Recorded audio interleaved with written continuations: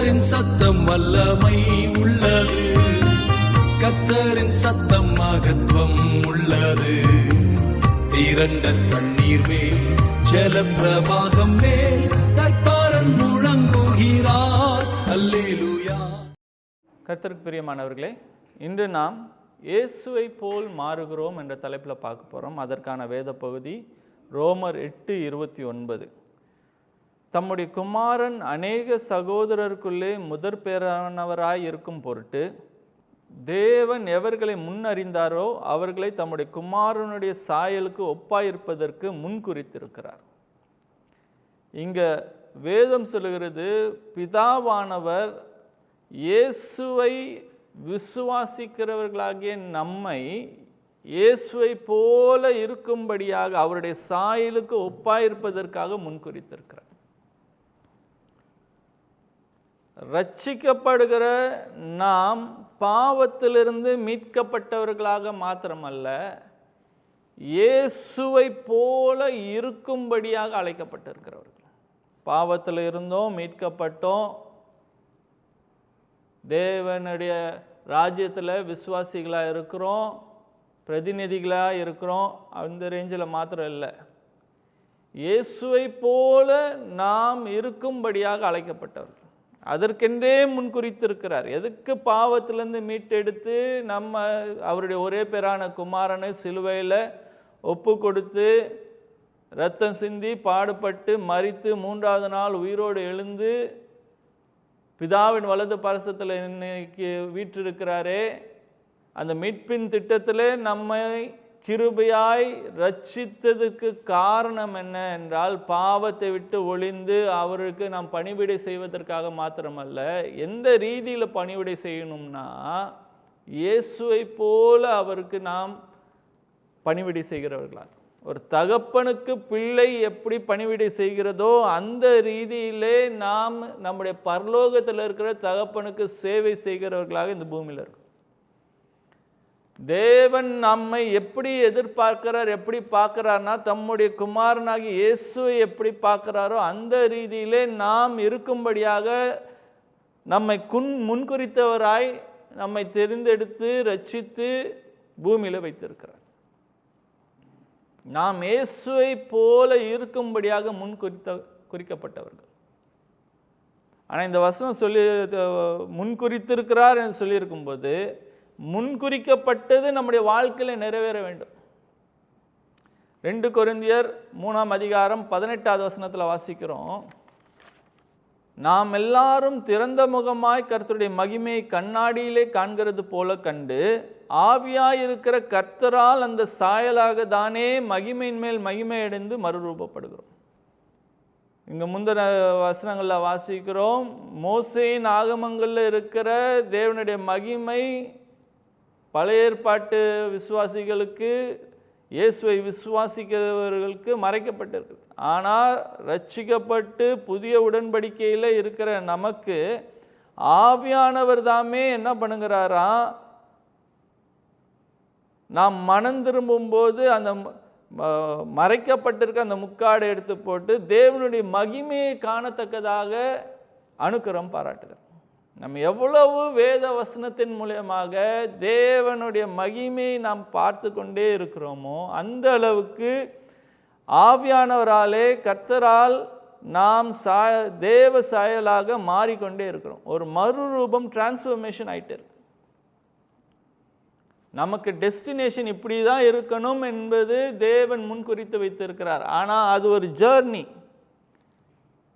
தேவன் நம்மை பார்க்கும்போது அந்த இயேசுவை போல பார்க்கிறார். இயேசுவை போல உன்னதங்களில் அவரோடு கூட உட்கார்ந்து இருக்கும்படியான ஸ்தானத்தையும் ஆவிக்குரிய ஸ்தானத்தையும் கொடுத்திருக்கிறார். ஆனால் பூமியில் இயேசு வாழ்ந்திருந்த காலத்தில் எப்படி இருந்தாரோ அப்படியே நாம் ஒவ்வொருவரும் வாழ வேண்டும் என்பது தேவ நோக்கமாக இருந்தாலும் அதை நாம் ரட்சிக்கப்பட்ட உடனே நாம் அடைகிறதில்லை.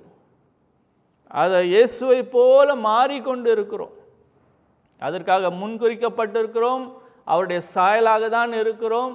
ஆனால் அதை நான் அபியாசப்படுத்துவது ஒரு ஜர்னி. இயேசுவை போல மாற வேண்டும் என்பதற்கு தேவன் நமக்கு கொடுத்திருக்கிற வழிமுறை என்னன்னா, நான் இயேசுவை நான் பார்த்து கொண்டே இருக்கணும். எங்கே பார்க்கணும்னா, அவருடைய வசனத்திலே நாம் அவரே இயேசுவை பார்க்க பார்க்க பார்க்க இயேசுவை போல நாம் மாறிக்கொண்டே இருப்போம். இன்னைக்கு நாம் இயேசுவை பிரதிபலிக்கிறவர்களாக இருக்கிறோமா? என்னை பார்க்கிறவர்கள் என்னில் இயேசுவை காண்கிறார்களா? ஆசை எல்லாருக்கும் இருக்கும். ஆனால் அதை எப்படி செயல்படுத்துவதென்றால், நாம் இயேசுவை பார்த்து கொண்டே இருக்கணும். எப்படி சூரியனுடைய வெளிச்சம் சந்திரனில் பிரதிபலிக்கிறதோ அதே போல எந்த அளவுக்கு நாம் இயேசுவை பார்த்து கொண்டே இருக்கிறோமோ அந்த அளவுக்கு இயேசுவை பிரதிபலித்து கொண்டே இருப்போம். இயேசுவை நாம் வேதத்திலிருந்து பார்க்க தான் இயேசுவின் சுபாவம், இயேசுவினுடைய சாயல் நம்மளே காணப்படும். இன்னைக்கு நாம் இயேசுவை போல மாறிக்கொண்டே இருக்கிறோம் என்று சொல்லும்போது, வேதத்திலிருந்து இயேசுவினுடைய சாயல் என்ன என்பதை நாம் முதலாக பார்ப்போம். இந்த சாயல் என்னில் காணப்பட்டு நான் இயேசுவை பிரதிபலிக்கிறவனாக, இயேசுவை வேதத்தில் நாம் எப்படி பார்க்குறோம் அப்படின்னு சொல்லும்போது, முதலாவதாக இயேசு முதல் தரம் வந்தபோது பாடுபடுகிற ஒரு ஊழியராக தான் வந்தார். ராஜாவாக வரவில்லை. ராஜாவாக திரும்ப ரெண்டாம் வருகையில் வருகிறவராக இருக்கிறார். ஆனால் ஏசாயாவில் சொன்னது போல தேவனுடைய ஊழியக்காரராக பாடுபடும்படியாக வந்தார். அவரை குறித்து சொல்லும்போது மார்க் 10:45 வாசிக்கிறோம், அப்படியே மனுஷகுமாரனும் ஊழியம் கொள்ளும்படி வராமல் ஊழியம் செய்யவும் அநேகரை மீட்கும் பொருளாக தம்முடைய ஜீவனை கொடுக்கவும் வந்தார். இயேசுவை குறித்து நாம் பார்க்கிற சாயல், முதல் சாயல் என்னன்னா, இயேசு ஊழியம் செய்யும்படி வந்தார், எவரே ஊழியம் கொள்ளும்படி வந்தார். அவர் தேவனாய் இருந்தும் தேவனுக்கு ஒப்பாய் இருந்தும் தேவனாய் இருப்பதை அவர் கொள்ளையாடின பொருளாக எண்ணாமல் தம்மை தாமே தாழ்த்தி சிலுவையின் பரியந்தம் பிதாவானவருக்கு கீழ்ப்படிந்தவராக இருந்து தம்மை தாழ்த்தினார். தம்முடைய ஜீவனை கொடுக்கும்படியாக வந்த அந்த ஊழியத்தை நிறைவேற்றினவராக இருந்தார். இன்னைக்கு நாம் பார்க்க வேண்டிய காரியம் என்னன்னா, நான் ஊழியம் செய்யும்படி வந்திருக்கிறேன். ஊழியம் அப்படின்னு சொல்லும்போது இங்கே தாழ்மை காமிக்கிற ஒரு காரியமாக இருக்குது. ஊழியம் செய்கிறேன் என்று சொல்லிக்கொண்டு பெருமையில் இருக்கக்கூடாது. நான் தேவனுடைய ஊழியக்காரன் என்பதில்லை. தேவனுடைய ஊழியக்காரனாகிய இயேசு, நாம் வாசிக்கிறோம் யோவான் 13:14-15 தம்முடைய சீஷர்களின் கால்களை கழுவினவராக இருந்தார். மற்றவர்களுக்கு சேவகம் செய்யும்படியாக வந்திருக்கிறேன் ஒழிய சேவகம் கொல்லும்படியாக வரவில்லை. நான் தேவனுடைய பிரதிநிதி தான், தேவனுடைய பிள்ளை தான், தேவனுடைய குமாரன் தான், தேவனுடைய சுவிசேஷத்தை ஏந்தி சொல்லுகிற அதிகாரமுடையவனாக நான் செயல்படுகிறவன் தான் இருக்கிறேன். ஆனால் மனுஷர்கள் மேல் அதிகாரம் செலுத்துகிறவனாக அல்ல, அவர்களுக்கு பணிவிடை செய்கிறவனாக இருக்க.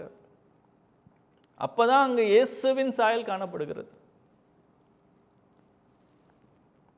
இயேசு சீஷர்களின் கால்களை கழுவும் போது சொல்லப்படுகிறது, அந்த காலத்தில் ஊழியர்கள் அல்லது வேலை செய்கிறவர்கள் அடிமைகளில் ஒவ்வொரு ரேங்கிங் இருக்குமா.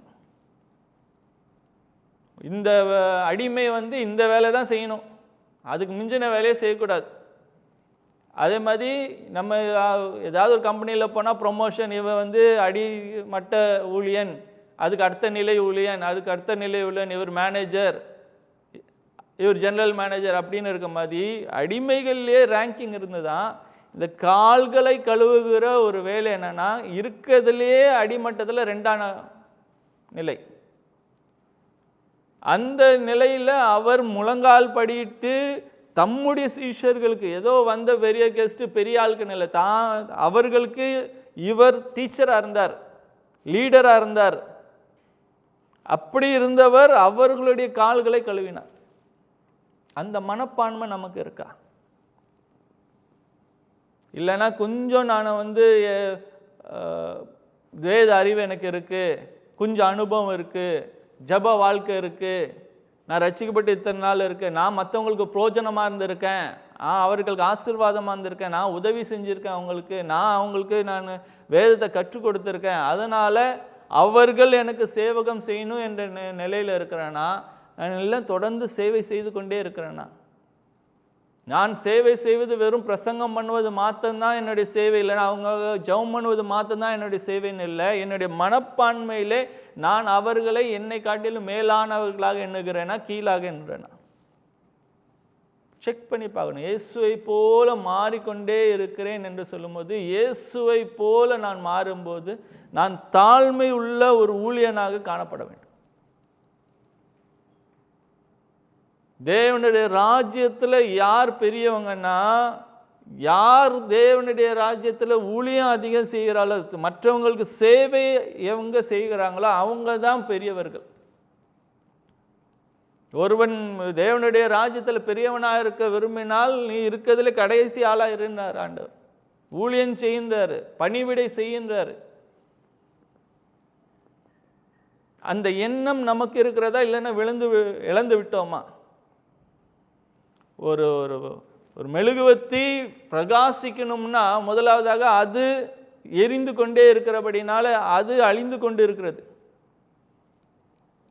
நான் உண்மையாக நான் ஊழியம் செய்கிறவனாக இருந்தால் அது எனக்கு அது நான் விலையை கிரயம் கொடுக்கிறவனாக இருப்பேனே ஒழிய நான் அதுலேருந்து லாபம் கொள்கிறவனாக இருக்க மாட்டேன். தேவன் ஊழியம் செய்கிறவனுக்கு, சுவிசேஷம் சொல்லுகிறவனுக்கு பலனை தருகிறவராக இருக்கிறார், ஆகாரம் தருகிறவர் இருக்கிறார், அதுலேருந்து அவனுக்கு பிழைப்பு உண்டு.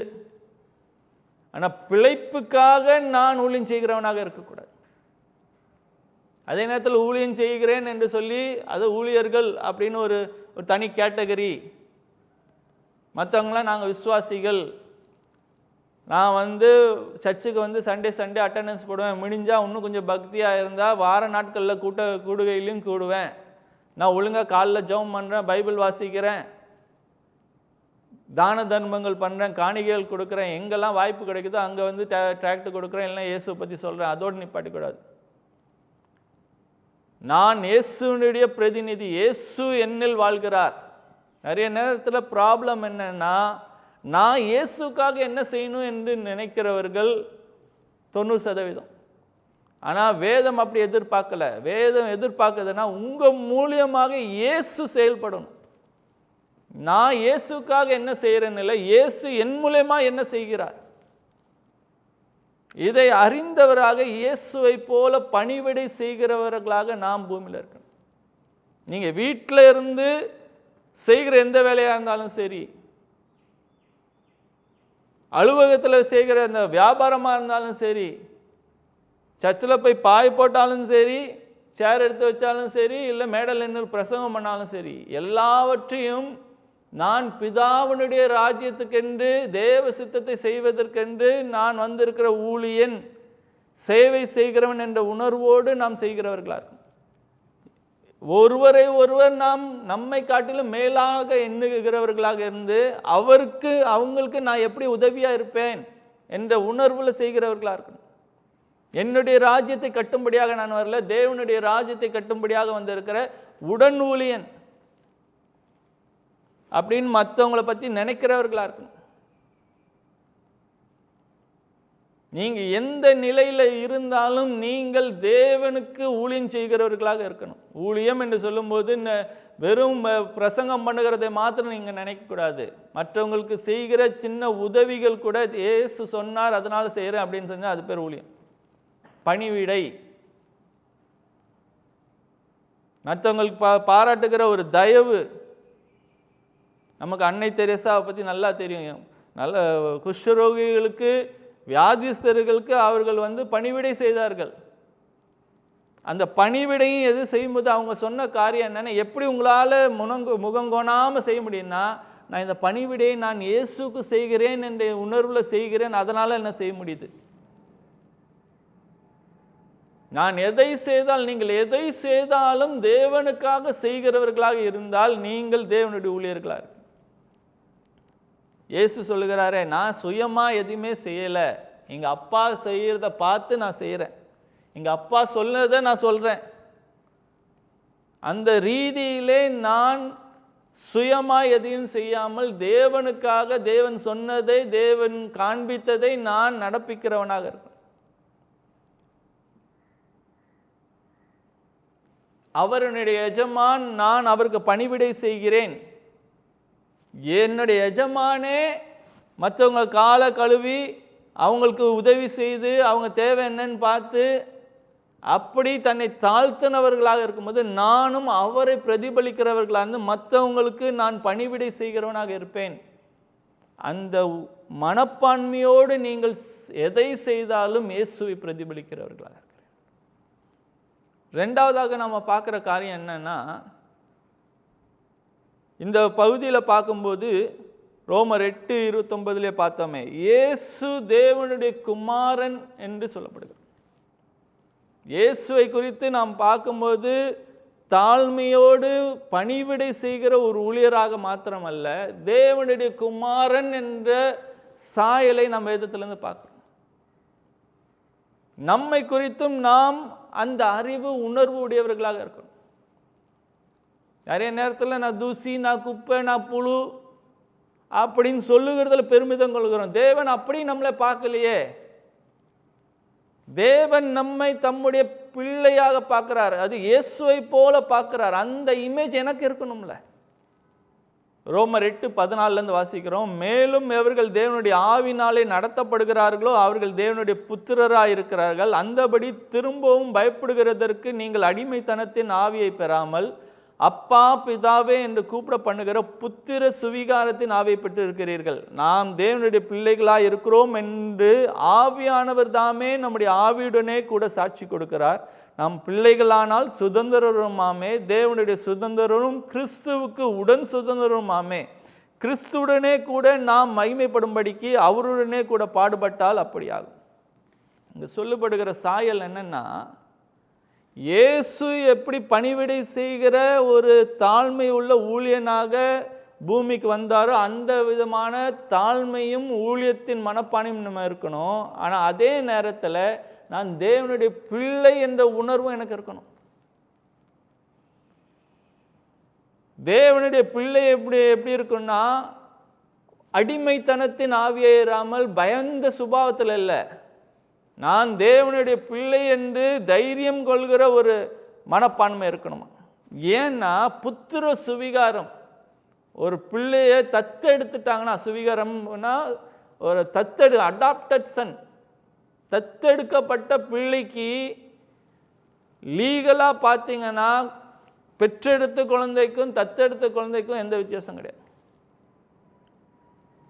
பெற்றெடுத்த குழந்தைக்கு எந்த அளவுக்கு உரிமை இருக்கோ, சுதந்திரம் இருக்கோ, அதே அளவுக்கு தத்தெடுத்த குழந்தைக்கும் சுதந்திரம் இருக்குது. அதனால் இங்கே கிறிஸ்துவோடு கூட நாம் உடன் சுதந்திரவாளிகளாக இருக்கிறோம். தேவனுடைய ராஜ்யத்தில் இயேசுக்கு என்ன உரிமைகள் இருக்கோ அதே உரிமைகளை நான் சம்பாதிக்கல. தேவன் தம்முடைய அன்பு நிமித்தம் கிருபையாய் நம் ஒவ்வொருவருக்கும் கொடுத்திருக்கிறார். அதனால தான் அப்பா பிதாவே நாமும் போய் கூப்பிடுகிறோம் தைரியமாய். அந்த தைரியம் இருக்கணும். அந்த உணர்வோடு நான் தேவ பூமியில் செயல்படுகிறவனாக இருக்கணும். இயேசுவை நான் சுமந்து செல்லுகிறேன், இயேசுவை போல இருக்கிறேன் என்று ஒவ்வொரு கிறிஸ்தவர்களும் செயல்படுகிறவர்களாக இருந்தால் வாழ்க்கையில் தோல்விகள் பிரச்சனைகள் இருக்காது. தேவனுடைய நாமம் தூஷிக்கப்படத்தக்கதான வாழ்க்கை இருக்காது. நாம் எங்கும் ஜெயங்கொள்கிறவர்களாக இருப்போம். போராட்டம் இருக்காதுன்னு சொல்ல வரல. ஆனால் தடுமாறி ஆண்டவரே அப்படின்னு கதறி புலம்புகிற வாழ்க்கை இருக்காது. ஜெயங்கொள்கிறவர்களாக இருப்போம். நான் தேவனுடைய பிள்ளை, மகன், மகள். இயேசுக்கு எந்த அளவுக்கு உரிமைகள் இருக்கிறதோ அதே உரிமைகளை தேவன் எனக்கு கொடுத்திருக்கிறார். பூமியில் இயேசு வாழ்ந்த நாட்களில் எப்படி தேவனுடைய பிள்ளையாக இருந்து நன்மை செய்கிறவர்களாக சுற்றி திரிந்தாரோ அதே போல இன்றைக்கும் நான் பூமியில் இயேசுவை போல வாழ்ந்து கொண்டிருக்கிறேன் என்ற உணர்வு இருந்தால் தேவ சித்தம் என்ன என்பதை அறிந்து அதை செயல்படுத்துவதற்கு பிரயாசப்படுவோம். நிறைய பேருக்கு தேவ சித்தத்தை நான் செய்யணுமா, நான் ஏன் பூமியில் இருக்கேன் அந்த உணர்வே இல்லை. நான் எப்படியாவது பரலோகம் போகணுன்ற உணர்வு வாஞ்சிருக்கே ஒழிய, நான் பூமியில் எதுக்கு இருக்கேன், தேவன் என்னை எதுக்கு பூமியில் வைத்திருக்கிறார், எப்படி வைத்திருக்கிறார் என்ற அறிவோ உணர்வோ இல்லாமல் எப்படியாவது நான் பரலோகம் போனால் போதும். எப்படியும் பரலோகத்துக்கு போவீங்க. ஏன்னா பரலோகம் உங்களுக்குரியது. பவுல் சொல்லுகிறார், பரலோக குடியிருப்பு எனக்கு இருக்கு, நான் பரலோகத்துக்குரியவன், என்னுடைய குடியிருப்போ பரலோகத்துக்குரிய, என்னுடைய சிட்டிசன்ஷிப், நான் இந்தியன் சிட்டிசன் மாதிரி, நான் இப்போ ஹெவன்லி சிட்டிசன், பரலோக குடிமகன். நான் இனிமே தான் ஆக போகிறேன்ல, அதுதான் என்னுடைய இப்போ தாய் வீடு.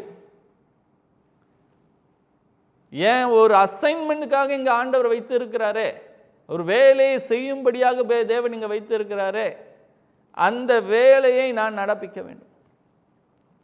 அந்த வேலை என்னன்னு நமக்கு அப்படியே ஒரு பெரிய ரகசியம்லாம் இல்லை. இயேசு கற்றுக் கொடுத்தாரு நம்முடைய ஜெபத்துக்கு, நம்முடைய ராஜ்யம் வருவதாக, உம்முடைய சித்தம் பரலோகத்தில் செய்யப்படுவது போல பூமியில் செய்யப்படுவதாக, உம்முடைய நாமம் பரிசுத்தப்படுவதாக. தேவன் இயேசு, பிதா, குமாரன், பரிசுத்த ஆவியானவர், திரியேக தேவன் நாமம் பரிசுத்தப்படணும், உயர்த்தப்படணும். அவர் ஒருவரே தேவன் என்பதை பூலோகம் எல்லாம் அறிந்து கொள்ளணும். மற்ற நாமங்களைப் போல இந்தவும் ஒரு நாமம் என்று சொல்வது பரிசுத்தம் அல்ல. எப்படி எல்லா பாத்திரத்தை பாலுக்குன்னு யூஸ் பண்ணாமல் தனியாக பாலுக்குன்னு ஒரு தனியாக பாத்திரமாக பிரித்தெடுத்து வைக்கப்பட்டிருக்கிறதோ, அதே மாதிரி எல்லா நாமமும் போல இந்த நாமம் இயேசுவும் ஒருத்தர் அப்படின்னு சொல்வது பரிசுத்தம் அல்ல. அவர் ஒருவரே மெய்யான தேவன், அண்ட சராசரங்களை படைத்து ஆளுகிற தேவன் அவர், அவரே சிருஷ்டிகர்த்தர், அவர் ஒருவரே தேவன் என்பதை அறிந்து கொள்ளத்தக்கதாக அவர் நாமம் உயர்த்தப்பட வேண்டும். அதான் அவர் நாமம் பரிசுத்தப்படும். அதற்கு நான் செயல்பட வேண்டும். அவர் நாமம் எப்போ உயர்ந்திருக்கணும், அவருடைய ராஜ்யம் எங்கே பூமி எங்கெல்லாம் காணப்படணும், பூமி எங்கும் சபைகள் ஸ்தாபிக்கப்படணும். அதற்கென்று பிரயாசப்படுகிறவர்களாக நாம் இருக்கணும். ஜெபிக்கிறவர்கள் ஆண்டவரே வேலையாட்கள் அனுப்புன்னு சொல்லணும். அவருடைய சித்தம் பரலோகத்தில் செய்யப்படுவதுள்ள பூமியிலும் செயல்படணும். என் வாழ்க்கையில் செயல்படணும், என் பிள்ளைகள் வாழ்க்கையில், என் குடும்பத்தில், என் ஊழியங்களில், என் தொழிலில் செயல்படுத்துகிறவனாக இருக்கணும். ஒவ்வொரு கிறிஸ்தவர்களும் இப்படி செயல்பட்டால் தேவ ராஜ்யம் பூமியில் ஸ்தாபிக்கப்படும். அவர் சித்தம் பரலோகத்தில் செய்யப்படுவதுள்ள பூமியிலும் ஸ்தாபிக்கப்படும், செய்யப்படும். இதுதான் தேவ சித்தம். என்ன செய்யணும், தேவன் உங்கள் மூலமாக என்ன செய்ய சித்தமாக இருக்கிறார். பவுல் ரட்சிக்கப்பட்ட உடனே கேட்குற கேள்வி என்ன, ஆண்டவரே நான் என்ன செய்ய சித்தமாக இருக்கிறேன். அந்த கேள்வியை இன்னும் கேட்காத அநேக கிறிஸ்தவர்கள் இருக்கிறாங்க. ஆண்டவரே நான் நல்லவனாக இருக்கணும், பரிசுத்தமாக இருக்கணும், ஆசீர்வதிக்கப்பட்டிருக்கணும், பரலோகம் போகணும். ஆண்டவரே நான் என்ன செய்யணும்னு நீங்கள் விரும்புகிறீங்க. தேவனுடைய பிள்ளையாய் மாற்றிருக்கிறேனே, தேவனுடைய பிள்ளை என்ற ரீதியில் நான் இருக்கணும். எப்படியாவது பரலோகம் போகணும்னு இல்லை, பரலோகம் உங்களுக்குரியது என்ற ரீதியில் வாழணும். இயேசு பூமியில் வாழ்ந்துக்கும்போது எப்படியாவது பரலோகத்துக்கு என்ன சேர்த்துக்கோங்க அப்படின்னு இல்லை. நான் பரலோகத்துக்கு உரியவன் என்ற நினைப்பு இருந்தது. நான் இந்த உலகத்துக்குரியவன் அல்ல. என்னுடைய பிதா, அந்த ரிலேஷன்ஷிப், அந்த உரிமை, அந்த அறிவு இருக்கணும்ல. அப்படி நான் தேவனுடைய பிள்ளை என்ற ரீதியில் செயல்படுகிறவர்களாக இருக்கும். அப்படி செயல்படுகிறவர்களாக இருந்தால் ஒரு காரியம் ஈஸியாக காணப்படும். எப்போ தெரியுமா, ஒரு குழந்தைய பாருங்களேன், ஆட்டோமேட்டிக்காக அவங்க அப்பாவுடைய சாயல் காணப்படும். அந்த அப்பா எப்படி நடக்கிறாரோ அப்படியே நடக்கும். அந்த அப்பா என்ன பண்ணுறாரோ அதே காரியங்களை போல் மேனரிசம் பண்ண காப்பி அடிக்கும். அவங்க அப்பா பேசுகிற ஸ்டைல்லே பேசும். அதே மாதிரி நான் பிதாவுடைய பிள்ளை, நான் தேவனுடைய பிள்ளை என்ற ரீதியில் இருந்தால் அப்பாவை ஃபாலோ பண்ணி காப்பி அடிச்சுக்கிட்டே இருப்பேன். காப்பி அடிக்கிறவனாக இருந்தால் தான், தேவனை காப்பி அடிக்கிறவனாக இருந்தால் தான் நான் தேவனுடைய பிள்ளை என்ற உணர்வு எனக்கு இருக்கிறது என்பது காணப்படும். இயேசுவை பிரதிபலிக்கணுமே, இயேசுவை போல நடக்கணும், இயேசுவை போல பேசணும். அந்த ஊழியரை போல இல்லை, இந்த ஊழியரை போல இல்லை, இந்த நபரை போல இல்லை, இந்த பிரபலமான ஆளை போல இல்லை. என் அப்பாவை போல நான் பேசணும், நடக்கணும், அவருடைய சுபாவங்களை நான் காண்பிக்கிறவனாக இருக்கணும். அப்படி காண்பிக்கணும் என்று பிரயாசப்படுகிறது தான் நான் இங்கே அப்பாவோட பிள்ளை என்ற உணர்வு எனக்கு இருக்கிறது என்பதை காண்பிக்கும். அந்த பிள்ளைக்கு அவங்க அப்பா தான் ஹீரோ. அவங்க அப்பா போல செய்யணும், அவங்க அப்பா போல பேசணும், அவங்க அப்பா போல நடக்கணும், அவங்க அப்பா போல ட்ரெஸ்ஸு போடணும், அவங்க அப்பா உட்கார்றது போல உட்காரணும் அப்படின்னு வாஞ்சிக்கும். ஏன்னா இங்கே அப்பா போல நான் இருக்கணும், இங்கே அப்பா என்ற உணர்வு இருந்தால் இங்கே அப்பா போல. நிஜமாகவே தேவாதி தேவன், ராஜாதி ராஜன், கர்த்தாதி கர்த்த, சர்வ லோகாதிபதி தான் உங்கள் அப்பானா அவரை போல இருக்கிறது ஆட்டோமேட்டிக்காக விருப்பம் வரும். ஆனால் அவர் என் தகப்பன் என்ற உணர்வு அறிவு எனக்கு இருந்தால் தான் அந்த உணர்வு வரும். காப்பீடிக்கணும், அவரை போல இருக்கணும்னு பிரயாசப்படும். இயேசுவை போல மாறணும்னா அவரை அவரை பார்க்கும்போது எப்படி இயேசு பணிவிடை செய்கிற ஊழியனாக இருந்தாரோ அந்த பணிவிடையின் ஆவி எனக்கு இருக்கணும். எப்படி இயேசு பிதாவினுடைய குமாரன், தேவனுடைய குமாரன் என்ற ரீதியில் வாழ்ந்தாரோ அதே மாதிரி நான் தேவனுடைய குமாரன் என்ற உணர்வு அறிவோடு நான் வாழ்கிறவனாக இருக்கணும். 2 கொரிந்தியர் 4:6 வாசிக்கிறோம், இருளிலிருந்து வெளிச்சத்தை பிரகாசிக்க சொன்ன தேவன் இயேசு கிறிஸ்துவின் முகத்தில் உள்ள தம்முடைய மகிமையின் அறிவாகிய ஒளியை தோன்ற பண்ணும் பொருட்டாக எங்கள் இருதயங்களிலே பிரகாசித்தார். இயேசு கிறிஸ்துவை குறித்து பார்க்கும்போது தேவனுடைய மகிமையின் இமேஜாக, சாயலாக நாம் பார்க்குறோம். அந்த சாயலை தான் நம்ம 3:18 2 கொரிந்தியர் 3:18 பார்க்கும்போது இயேசுவின் குறித்து சொல்லும் போது அவர் தேவனுடைய மகிமையின் சாயலாக இருக்கிறார். நாம் வேதத்திலிருந்து இயேசுவை பார்க்க தேவனுடைய சாயலை பார்த்து கொண்டே இருக்கிறோமா? எந்த அளவுக்கு தேவனுடைய மகிமையை பார்த்து கொண்டே இருக்கிறோமோ அந்த அளவுக்கு நாம் மகிமையின் மேல் மகிமை அடைந்து கொண்டு இருக்கிறோமா? இது பரிசுத்த ஆவியானவருடைய கிரியை வேலையாக இருக்கிறது. இயேசு தேவனுடைய மகிமை சுமந்து செல்கிறவராக இருந்தார். இந்த காரியம் நமக்கு அறிந்திருக்க வேண்டும். நான் தேவனுடைய மகிமையை சுமந்து செல்கிறவனாக இருக்க வேண்டும். தேவனுடைய வல்லமையை நான் சுமந்து செல்கிறவனாக இருக்கணும். மகிமை அப்படின்னு சொல்லும்போது பிரம்மாண்டம் பெருசா ஆஹா ஓஹோ அப்படின்னு சொல்றாங்களா, அதுதான் மகிமை. இந்த வீடு எவ்வளோ பெருசா இருக்கு, இவர் எவ்வளோ பெரிய ஆளு, எவ்வளோ சாதிச்சிருக்காரு அப்படின்னு அவரை குறித்து புகழாரம் சொல்லுகிறது தான் மகிமை அந்த ஒரு மனுஷனுக்கு. அதே மாதிரி நான் தேவனுடைய மகிமை சுமந்து சொல்லுகிறவனாக இருக்கணும். அதனால தான் இயேசு சொல்லும்போது சீஷர்களுக்கு சொன்னார், அப்போஸ்தலர் 1:18 பரிசுத்த ஆவி உங்களிடத்தில் வரும்போது நீங்கள் பலன் அடைவீர்கள். எதற்கு? சாட்சி சொல்லும்படியாக அல்ல, எருசலேமில், யூதேயாவில், சமாரியாவில், பூமியின் கடைசி பரிந்தமும் எனக்கு சாட்சிகளை இருக்கும்படியான பலனை பரிசுத்த ஆவியானவர் தருவார். இயேசுவை குறித்து சொல்வது ஒன்று, இயேசுவை பிரதிபலிப்பது ஒன்று. பரிசுத்த ஆவியானவர் கொடுக்கிற பலன் என்னன்னா, இயேசுவை பிரதிபலிக்கத்தக்கதாக, அவருடைய பிரசன்னத்தை நான் காண்பிக்கத்தக்கதாக என் வாழ்க்கை காணப்பட வேண்டும். இயேசு பூமியில் இருக்கும்போது அவரை தொட்ட யாவரும் சுஸ்தமானார்கள். அந்த இயேசு எனக்குள் வாழ்கிறவராக இருந்தால் அந்த வல்லமை என் மூலமாக வெளிப்படணும். இயேசு பூமியில் இருக்கும்போது அவர் மனதுருக்கம் உடையவராக அநேகருக்கு நன்மை செய்கிறவராக இருந்தார். அந்த அளவுக்கு மனதுருக்கம் என் மூலமாக இயேசுவின் மனதுருக்கம் காணப்பட வேண்டும்.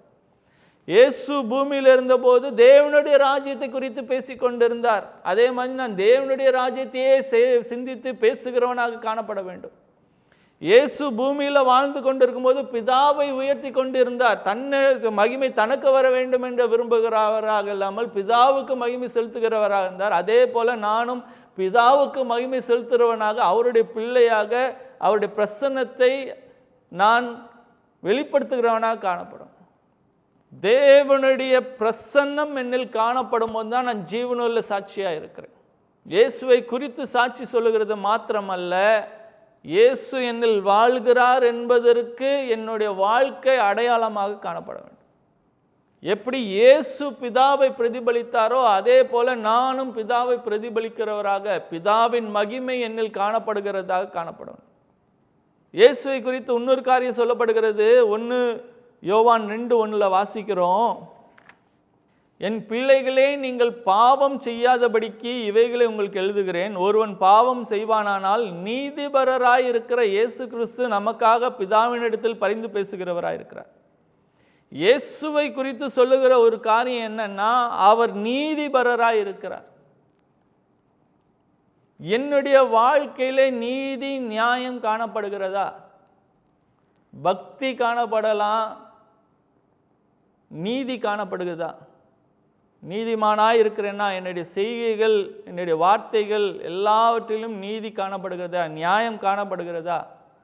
தேவனுடைய வார்த்தைக்கு கீழ்ப்படுகிறவனா இருக்கிறேன்னா, தேவனுடைய வார்த்தை சொல்கிற ஒவ்வொரு காரியத்துக்கும் நான் செவிசாய்க்கிறவனாக, கீழ்ப்படிந்து வழிவிலகாதவனாக, இடதும் புறம் வலது புறம் சாயாதவனாக இருக்கிறேன்னா, இதற்கு நான் கூட்டியும் செய்யல குறைச்சும் செய்யாதவனாக இருக்கிறேன்னா, எனக்கு நீதி நியாயத்தை குறித்தோ எனக்கு எந்த விதமான கவலை இல்லை. நான் பக்தியாக இருக்கேன், ஆண்டவரை நான் புகழ்கிறேன், பாடுறேன், பைபிள் வாசிக்கிறேன். என் வாழ்க்கையில் பரிசுத்தம் காணப்படுதா? உண்மை காணப்படுகிறதா? நேர்மை காணப்படுகிறதா? என்னுடைய வாழ்க்கையில் பரிசுத்தம், உண்மை, நேர்மை காணப்படுகிறது தான் இயேசுவை பிரதிபலிக்கிற ஒரு வாழ்க்கை. அப்போ தான் தேவன் மகிமைப்படுகிறவராக இருப்பார். நல்ல பிரசங்கம் பண்ணா இருப்பது, நல்ல ஜெபம் பண்ணா இருப்பது, வேத அறிவுலாம் இருக்குது. வாழ்க்கையில் நீதி நியாயம் நேர்மை உண்மை இதெல்லாம் இல்லைன்னா இயேசுவை நான் பிரதிபலிக்கவில்லை, தேவனுக்கு மகிமை கொண்டுகிறவனாக என் வாழ்க்கை இல்லை. பக்தியாகவும் இருக்கணும், நீதியாகவும் வாழுகிறவர்களாக. ஆவிக்குரிய நீதி இருந்தால் போதும், பூமிக்குரிய வாழ்க்கையில் எப்படியும் வாழ்ந்துக்கலாம் என்பது கிறிஸ்துவ வாழ்க்கை அல்ல. நீதி உள்ளவர் இயேசுகிட்ட வந்து கேட்டாங்க, நீங்கள் ஆலயத்துக்கு தேவாலயத்துக்கு வரி செலுத்தாமல் இருக்கீங்களே, அவங்களுக்கு இடரெல்லாம் இராதபடிக்கு பேதுருட்ட சொல்கிறார், போய் நீ தூண்டில் போட்டு ஒரு மீன் எடு, அதில் இருக்க வர காசை எடுத்து போய் உனக்காகவும் எனக்காகவும் சேர்த்து, இயேசுக்காகவும் சேர்த்து அந்த வரி பணத்தை செலுத்துன்றார். மற்றவங்களுக்கு நான் இடரெல்லாம் இருக்காதபடிக்கு பூமிக்குரிய சட்டங்களை நான் கடைப்பிடிக்கணும். நேரடியாக பாவத்தையோ தேவனுடைய ராஜ்யத்தையோ மீறுகிற காரியமாக இராமல் இருந்தால் எல்லாத்துக்கும் நாம் செவி சாய்த்து கீழ்ப்படுகிறவர்களாக இருக்கும். கடைசியாக வெளிப்படுத்தல சுவிசேஷத்தில் நம்ம பார்க்குறோம், இயேசுவை குறித்து பார்க்கும்போது 19, 11 16 வரைக்கும் வாசிக்கும்போது, அவர் வெள்ளை குதிரையிலே ஏறுகிறவராய் வந்து ராஜாவாய் வருகிறார், ஜெயங்கொள்ளுகிறவராய் வருகிறார். வார்த்தையினாலே ஜெயங்கொள்ளுகிறவருக்கு அவருக்கு பேர் கொடுக்கப்படுகிறது, அவர் தேவனுடைய வார்த்தையாக இருக்கிறார். 1 கொரிந்தியர் 15:57 வாசிக்கிறோம், ஜெயம் கொடுக்கிற தேவனுக்கு ஸ்தோத்திரம். நமக்கும் தேவன் ஜெயம் கொடுக்கிறவராக இருக்கார். நம்முடைய வாழ்க்கையில் ஜெயம் காணப்பட வேண்டும். பாவத்தின் மேலே ஜெயம், நாம் செய்கிற காரியங்கள் எல்லாவற்றிலும் ஜெயம், சரீரத்தில் வருகிற சோதனைகளில் வியாதிகள் மேலே தாக்குதல்கள் மேலே ஜெயம். ஜெயங்கொள்ளுகிற ஒரு வாழ்க்கை நமக்கு இருக்கணும். உலகத்தில் ஜெயிக்கிறவர்களாக இருக்கணும், ஆவிக்குரிய ரீதியில் ஜெயிக்கிறவங்க, முடிபறிந்தும் நிலைத்திருந்து பரலோகத்துக்கும் போகிறவர்களாக இருக்கணும். நம்மை பார்க்கும்போது வெற்றியின் சின்னமாக நம்மை பார்க்கிறவர்களாக, வாழ்க்கையில் போராட்டம் வராதுன்னு இல்லை. இயேசுவை பார்க்கும்போது எல்லா இடத்திலும் அவர் ஜெயித்தவராக இருந்தார். சிலுவையில் தொங்கும்போது ஆஹா தோத்து போயிட்டார் அப்படின்னு நினைச்சாங்க. இல்லை, அவர் 3ஆவது நாள் உயிரோடு எழுந்தபடினாலே வெற்றி சிறந்தவராக இருந்தார். அதே போல நாம் ஜெயமுள்ள வாழ்க்கையை இருக்க வேண்டும். வாழ்க்கையில் போராட்டங்கள் பிரச்சனைகள் வரலாம், ஆனால் இது முடிவல்ல, நான் வெற்றி உள்ளவன் என்ற அறிவு இயேசுக்கு இருந்தது. அவர் சொல்றார், அதனால்தான் சிலுவைக்கு போகிறதுக்கு முன்னாலேயே சொல்லிட்டு இருந்தார், போவேன், பாடுபடுத்துவாங்க, மறிப்பேன், ஆனால் 3ஆவது நாள் எழுந்திருப்பேன். நமக்கும் அந்த அறிவு உணர்வு இருக்கணும். நான் வெற்றி உள்ளவன், நான் இயேசுவை போல இருக்கேன்னா நான் வெற்றியுள்ள ஒரு ராஜாவாக இருக்கிறேன்.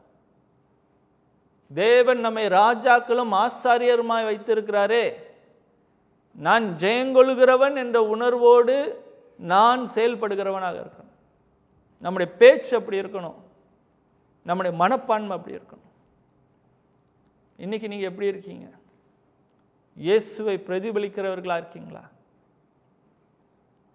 உங்கள் மனம் புதிதாக இயேசுவை போல மாற வேண்டும் என்பதை நாம் வேதத்திலிருந்து பார்த்து, இயேசு எப்படி இருந்தார் என்று பார்க்க நம் மனது அவரை போல இருக்க வேண்டும் என்று மாறும்போது நம்முடைய வாழ்க்கையும் மாறும். இன்னைக்கு ஆண்டவர் உங்கள்கிட்ட சொல்லுகிற ஒரு காரியம், இயேசுவை போல வாழுங்க. இயேசுவை போல மறுரூபமாகி கொண்டே இருக்கிறோம். அவருடைய சாயலுக்கு ஒப்பாய் மாறிக்கொண்டே இருக்கிறோம். அதற்கென்றே நம்மை முன்குறித்திருக்கிறார். முன்குறிக்கப்பட்டது நம்முடைய வாழ்க்கையை நிறைவேற்ற அவர் உண்மை உள்ளவராக இருக்கிறார். இயேசுவை போல வாழ்வீர்களாக. உங்களுக்காக நான் ஜெபிக்கிறேன். தகப்பனே, இந்த நாளிலும் உங்களுடைய சத்தத்தை கேட்ட ஒவ்வொருத்தருக்காக ஜெபிக்கிறேன் ஆண்டவர். ஆண்டவரை கேட்ட ஒவ்வொருத்தரையும் உம்முடைய அன்பின் குமாரனாகிய இயேசு கிறிஸ்துவின் சாயலுக்கு ஒத்ததாக ஒப்பாயிருக்கும்படியாக நீர் முன்குறித்திருக்கிறீர். நீர் முன்குறித்த அந்த நோக்கம் அவர்கள் வாழ்க்கையிலே நிறைவேறட்டும்.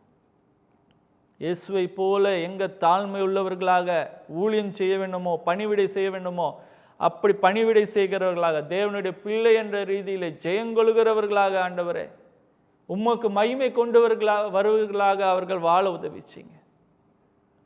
தேவனே அவர்கள் மேல் வைத்திருக்க தேவ நோக்கங்களை நிறைவேற்ற அவர்களுக்கு கிருபைத்தார். உம்மை போல வாழுகிற கிருபையும் பலனையும் கூடி தருவீராக. ஆவியானவரே கூட இருந்து நடத்துங்க. இயேசு நாமத்தில் கேட்கிறேன் நல்ல பிதாவே, ஆமென். God bless you. For contact J. Seelan Paul Ministries, contact number 97907 Mail ID wordofgod.paul@gmail.com. Jeyaseelan Paul ministries வழங்கிய நற்செய்தி உங்களுக்கு பிடிச்சிருந்தா மறக்காம இந்த சேனலை லைக் பண்ணுங்க, ஷேர் பண்ணுங்க, சப்ஸ்கிரைப் பண்ணுங்க. கீழே இருக்க பெல் ஐக்கானை கிளிக் பண்ணுங்க.